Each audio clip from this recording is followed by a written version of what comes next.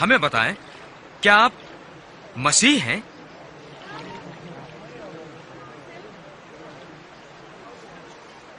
मैं तुम्हें पानी से बपतिस्मा देता हूं, परंतु एक आ रहे हैं जो मुझसे कहीं अधिक महान है।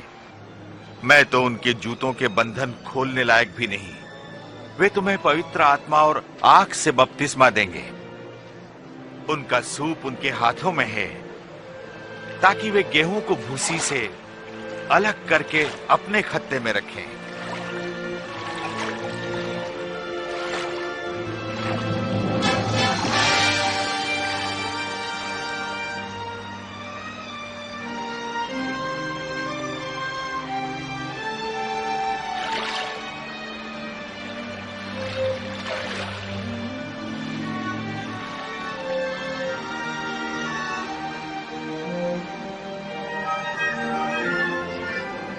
और पवित्र आत्मा कबूतर के रूप में यीशु पर उतरा।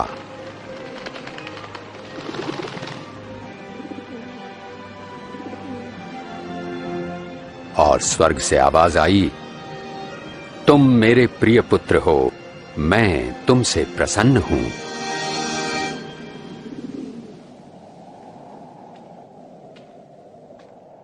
लगभग 30 वर्ष की आयु में यीशु ने अपनी सेवा आरंभ की।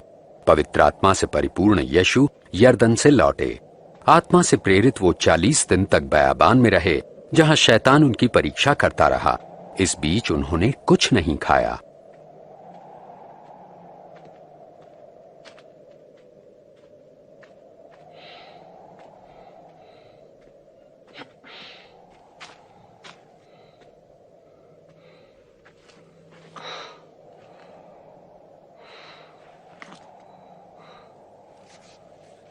तब शैतान ने उनसे कहा, यदि आप परमेश्वर के पुत्र हैं तो इस पत्थर को रोटी बन जाने की आज्ञा दें।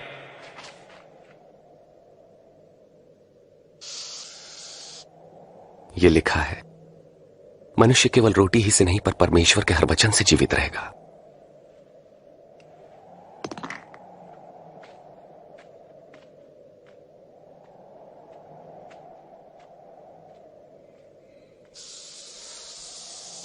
तब शैतान उन्हें ऊंचे स्थान पर ले गया और पल भर में जगत के सारे राज्य दिखाए। ये सब अधिकार और वैभव मैं आपको दूंगा। ये सब मुझे सौंपा गया है, और जिसे मैं चाहूं उसे ये सब दे सकता हूं। यदि आप मुझे प्रणाम करें तो ये सब आपका हो जाएगा। यह भी लिखा है कि तुम प्रभु अपने परमेश्वर की उपासना करो और तुम केवल उन्हीं की सेवा करो।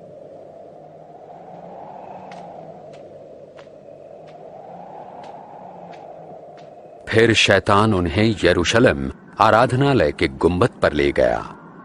यदि आप परमेश्वर के पुत्र हैं तो अपने आप को यहां से गिरा दें, क्योंकि पवित्र शास्त्र में लिखा है कि परमेश्वर अपने स्वर्गदूतों को आज्ञा देंगे कि वे आपकी रक्षा करें। वे आपको हाथों हाथ उठा लेंगे ताकि आपके पांव को पत्थर से ठेस तक न लगे। धर्मशास्त्र कहता है, तुम प्रभु अपने परमेश्वर की परीक्षा न करो।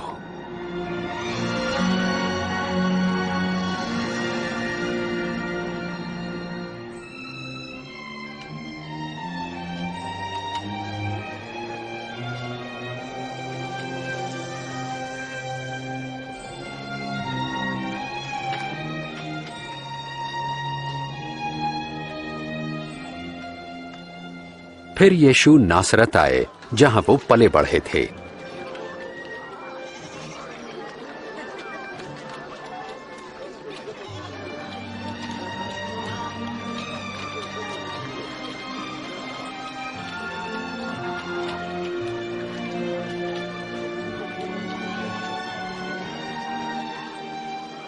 कैसी हो? अच्छी हूँ।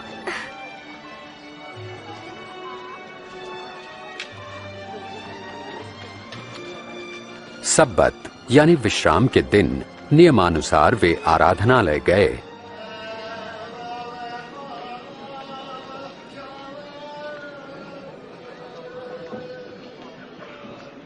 और उन्हें यशायाह भविष्यवक्ता की पुस्तक से एक भाग पढ़ने को कहा गया।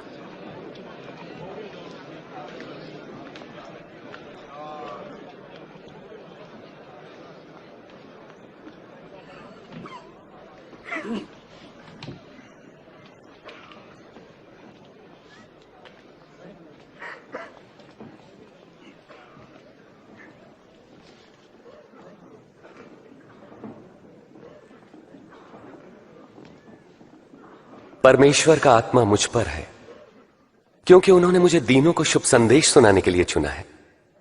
उन्होंने मुझे भेजा है कि मैं बंदियों को मुक्ति और अंधों को दृष्टि पाने का संदेश दूं, सताए हुए लोगों को मुक्त करने के लिए और यह घोषणा करने के लिए कि समय आ गया है जब परमेश्वर अपने लोगों को बचाएं। वे ठीक कहते हैं।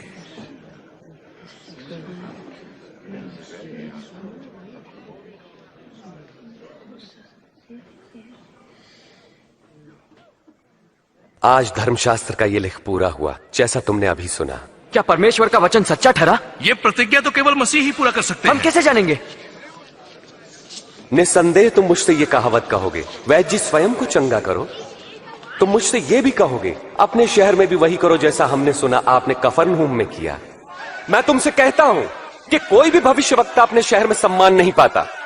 इस प्रकार यीशु ने अपना परिचय परमेश्वर द्वारा अभिषिक्त संसार के उद्धारकर्ता के रूप में दिया, परंतु यहूदियों ने उन्हें मसीहा स्वीकार नहीं किया। उन्हें लोगों ने पहाड़ी से गिराना चाहा, परंतु वो भीड़ से निकलकर अपनी राह चले गए।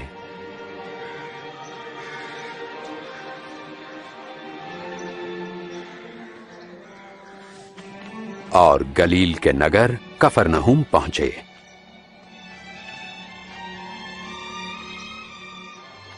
उस समय देश रोमी साम्राज्य के अधीन था और लोग उनके अत्याचार से छुटकारा पाने के लिए मसीहा की प्रतीक्षा में थे।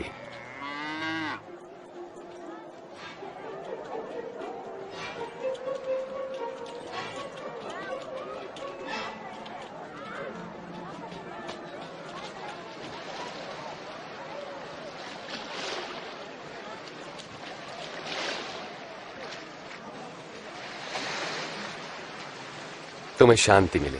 आपको भी स्वामी। तुम्हारी नाव में आ सकता हूं शिमोन? क्यों नहीं? यीशु हमें छोड़कर नहीं जा रहे हैं ना? स्वामी हमें कुछ बताइए। हमें कुछ बताएं। प्रभु यीशु हमें उपदेश दें।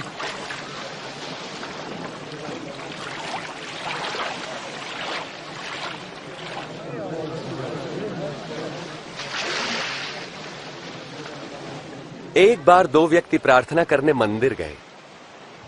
एक धार्मिक गुरु और दूसरा चुंगी लेने वाला था। धार्मिक गुरु अलग खड़ा होकर यूं प्रार्थना करने लगा, परमेश्वर मैं आपका धन्यवाद करता हूं कि मैं दूसरों की तरह लालची, बेईमान और व्यभिचारी नहीं। मैं आपका धन्यवाद करता हूं कि मैं इस चुंगी लेने वाले जैसा नहीं। सप्ताह में 2 बार उपवास रखता हूं।